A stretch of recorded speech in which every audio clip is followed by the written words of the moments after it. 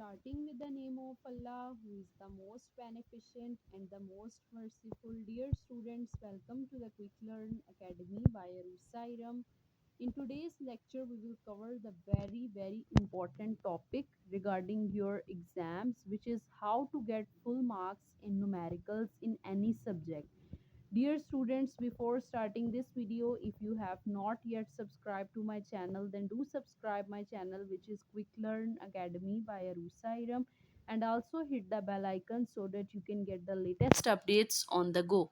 Dear students, as we all know कि numericals बहुत important role play करते हैं अच्छे मार्क्स लेने में। आप चाहे किसी भी सब्जेक्ट की बात कर लें, लाइक आप फिज़िक्स की बात कर लें या केमिस्ट्री की, ज़्यादातर ऐसा होता है कि न्यूमेरिकल्स आपके एग्ज़ाम का पार्ट बनते हैं, स्पेशली इन फिज़िक्स। तो डियर स्टूडेंट्स, ये एक बहुत इम्पॉर्टेंट क्यूरी है जो कि हमें सॉल्व करनी चाहिए कि हम किस तरह से अच्छे मार्क्स ले सकते हैं। बहुत सारे स्टूडेंट्स बहुत मेहनत करते हैं, वो सारा साल थ्रू आउट प्रैक्टिसेस करते हैं, टेस्ट देते हैं, एग्ज़ाम्स देते हैं जिस भी इंस्टीट्यूट में पढ़ते हैं, लेकिन उन्हें कुछ इम्पॉर्टेंट बातों का पता ही नहीं होता, जिनकी वजह से उनके मार्क्स जो हैं वो डिडक्ट हो रहे होते हैं। मेरा खुद पर्सनल एक्सपीरियंस है बोर्ड के एग्ज़ाम्स चेक करने का। तो जब मैं जब भी एग्ज़ाम्स को देखती हूँ तो मुझे देख के बहुत अफ़सोस होता है कि बहुत कॉमन सी मिस्टेक्स होती हैं जो कि बच्चे कर रहे होते हैं, और उसकी वजह से उनके मार्क्स जो हैं वो डिडक्ट ना चाहते हुए भी करने पड़ते हैं। तो डियर स्टूडेंट्स, आज हम डिस्कस करेंगे वो तमाम पैरामीटर्स, अगर जिनका ख़्याल रखा जाए तो फिर जो है हम बोर्ड के एग्ज़ाम में बहुत अच्छे मार्क्स ले सकते हैं। क्योंकि सिर्फ पढ़ लेना पूरा साल, बहुत ज़्यादा मेहनत कर लेना, ये ही काफ़ी नहीं होता, बल्कि जो भी आपके पास इंफॉर्मेशन होती है उसे सही तरीके से अपने एग्ज़ाम के पेपर के ऊपर लिखना, वो एक अलग बात है। इस चीज़ का जो है ये स्किल हमारे अंदर होनी चाहिए और हमें पता होना चाहिए कि हमने जो है अच्छे मार्क्स किस तरह से लेने हैं।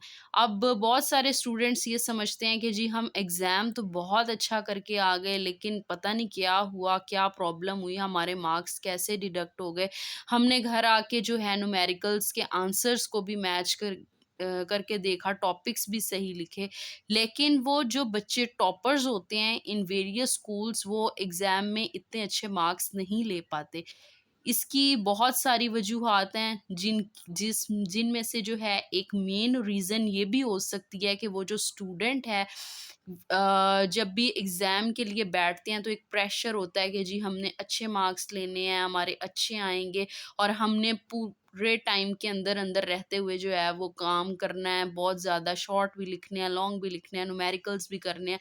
तो जल्दी-जल्दी के चक्कर में जो है ना बहुत सारे बच्चे अपने एग्ज़ाम में कॉमन सी मिस्टेक्स कर लेते हैं। तो मैंने एक जो है जस्ट 5 पॉइंट्स की एक समरी बनाई है, जिनका अगर आप ख़ास ख़्याल रख लेते हैं तो इंशाल्लाह आपके मार्क्स कभी भी डिडक्ट नहीं होंगे। So stay connected and stay tuned. आपने वीडियो को लाज़मी लास्ट तक देखना है। तो चलें बढ़ते हैं अपने टॉपिक की तरफ, इस प्रॉब्लम को सॉल्व करते हैं। The first is reading the whole statement. आपको सबसे पहले जब आप न्यूमेरिकल लॉन्ग क्वेश्चंस करते हैं, स्पेशली इन फिज़िक्स, तो आपका एक पार्ट जो है वो आपका न्यूमेरिकल्स के रिलेटेड आता है। तो डियर स्टूडेंट्स, आपने ऐसा नहीं करना कि जी देख लिया और सोचा कि जी ये तो मैंने बहुत दफ़ा किया हुआ है, मैं बहुत अच्छे तरीके से इसको कर लूँगा, बल्कि अपने इमोशंस के ऊपर कंट्रोल रखना है। और इमोशंस को कंट्रोल करते हुए डियर स्टूडेंट्स, आपने उस स्टेटमेंट को एटलीस्ट 2 टू 3 टाइम्स रिलैक्स होके जो है उसको पढ़ना है।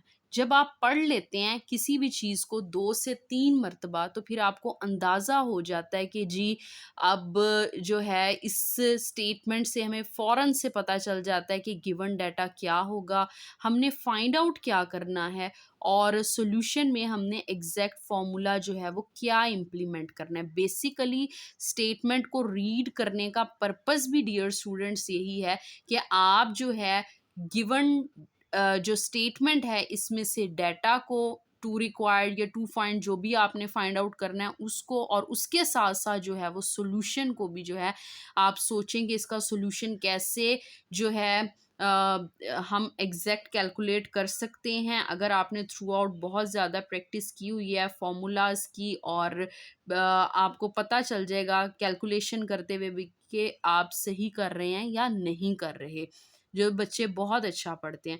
और डियर स्टूडेंट्स, एक बहुत इम्पॉर्टेंट और बात कि गिवन डाटा में अगर कोई भी कन्वर्जन पॉसिबल होती है, तो अगर वो पॉसिबल है तो आप उसको गिवन डाटा जब आप लिख रहे होते हैं आप उसको जो है उसी टाइम ही कर लें, क्योंकि ऐसा कर लेने से जो है आसानी रहती है, आपका आंसर जो है एग्जैक्ट आता है। फॉर एग्जांपल जो है लेंथ सेंटीमीटर में दी हुई हो तो आप उसको फ़ौरन से गिवन डाटा को लिखते हुए मीटर में कन्वर्ट कर लें, क्योंकि ज़्यादातर आपकी बुक्स में अगर आप मीटर में कन्वर्जन कर लेते हैं तो आपका बुक के साथ एग्जैक्ट आंसर जो है वो मैच कर जाता है। तो अगर पॉसिबल हो और रिक्वायर्ड हो तो आप कन्वर्जन्स कर लें। उसके बाद है fourth point is use the exact formula for calculation. आपने जो है एग्जैक्ट फॉर्मूला कैलकुलेशन के लिए जो है उस तक पहुंचने की कोशिश करनी है। अगर आप सही डाटा या टू फाइंड लिखते हैं तभी आप पहुंच पाते हैं कि जी आपने चैप्टर में ये फॉर्मूलाज पढ़े थे और इसका आंसर इस तरह से हो सकता है। And the last point is must write the unit with the answer. आपने आंसर के साथ यूनिट को लाजमी लिखना है। अब इन पांचों बातों का ख्याल रखते हुए हम एक बहुत इजी सी फिज़िक्स की एग्जाम्पल को सॉल्व करने की जो है वो कोशिश करेंगे, और आपके साथ मैं शेयर करूंगी कि आपने बोर्ड के एग्ज़ाम में किस तरह से जो है हेडिंग्स बनानी है और किन बातों का मज़ीद ख्याल रखना है, तो आपका आपका एक भी मार्क्स जो है वो डिडक्ट नहीं होगा। The first thing is dear students, सबसे पहले स्टेटमेंट पढ़ लेते हैं। A mechanic tightens the nut of a bicycle using a 5 centimeter long spanner by exerting a force of 200 newton, find the torque that has tightened it. अब आपने dear students इस statement को, कोई भी आपके एग्जाम में गिवन हो तो आपने उसको एटलीस्ट जो है 3 टाइम्स पढ़ना है। पढ़ने के बाद आपको पता चल रहा है कि ये जो 15 सेंटीमीटर है that is actually the length. Long दिया हुआ है 15 centimetre long, it's mean that it is length. Then you will have to write the heading as given data and mention the length is 15 centimetre. और कितनी force given है, it is 200 newton force. 200 newton force आपने given data में लिखी, length जो है 15 over, आप इसकी कन्वर्जन यहीं पे ही कर लें। बहुत सारे स्टूडेंट्स जल्दी में जो है यूनिट्स को प्लेस करना भूल जाते हैं। जब यूनिट ही एग्जैक्ट नहीं लिखते तो फिर वो ये भूल जाते हैं कि हमने इसकी कन्वर्जन सेंटीमीटर से मीटर में करनी थी या नहीं करनी थी, या जौन सी भी रिक्वायर्ड कन्वर्जन्स होती हैं वो करना भूल जाते हैं और आंसर एग्जैक्ट नहीं आता। और जो है मार्क्स एक यूनिट ना लिखने की वजह से गिवन डाटा में, और दूसरा आंसर भी एग्जैक्ट ना आने की वजह से आपके डबल डबल मार्क्स जो हैं वो डिडक्ट हो रहे होते हैं। तो डियर स्टूडेंट्स, जब आप 15 को 100 के साथ डिवाइड करेंगे then you will get 0.15 metre. उसके बाद हमने क्या फाइंड करना है, टॉर्क को। टॉर्क जो है उसको हम रिप्रेजेंट टा के साथ करते हैं। उसके बाद डियर स्टूडेंट्स हम सॉल्यूशन लिखेंगे, और उसमें अगर आप कोई भी like Newton's third law of motion, first law of motion, first equation of motion, कोई भी जो फिज़िक्स की जनरल चीज़ें अगर आपको एग्जैक्ट पता है कि वो किस चीज़ का फॉर्मूला है तो अच्छी बात है, आप लिखें। अगर आपको नहीं भी पता तो आप एटलीस्ट लिखें बाय यूजिंग फॉर्मूला। फॉर्मूला को लिखने के बाद डियर स्टूडेंट्स आपने क्या कर लेना है कि फॉर्मूला को राइट करना है और उसके अंदर वैल्यूज़ को पुट करना है। लास्ट पे बहुत सारे स्टूडेंट्स जो हैं वो मार्क्स डिडक्ट कराते हैं कि जी कैलकुलेशन तो कर ली लेकिन यूनिट लिखना भूल गए। अब बच्चों का मार्क्स इधर से भी जा सकता है, इधर गिवन डाटा में यूनिट्स ना लगाने की वजह से, या कन्वर्जन ना करने की वजह से, या सही फॉर्मूला इम्प्लीमेंट ना करने की वजह से जो है वो आंसर एग्जैक्ट नहीं आता। इसके बाद डियर स्टूडेंट्स अच्छी बात है अगर आप एक और हेडिंग दे दें लाइक रिजल्ट, रिजल्ट में आप मेंशन कर दें, thus a torque of 30 newton meter is use to tighten the nut. अगर आप ये लिख लेते हैं तो बहुत अच्छी बात है कि आप एग्जामिनर को जो है कोई अपना वीक पॉइंट दे ही नहीं रहे, आप एग्जैक्ट यूनिट्स को लिख रहे हैं, गिवन डाटा सही एक्सट्रैक्ट कर रहे हैं, फॉर्मूला सही लगा रहे हैं, आप जो न्यूमेरिकल वैल्यू आंसर आ रही है उसके साथ यूनिट लगा रहे हैं और लास्ट पे रिजल्ट लिख लेते हैं, देन एग्जामिनर आपके मार्क्स जो है वो कभी भी डिडक्ट नहीं करेगा।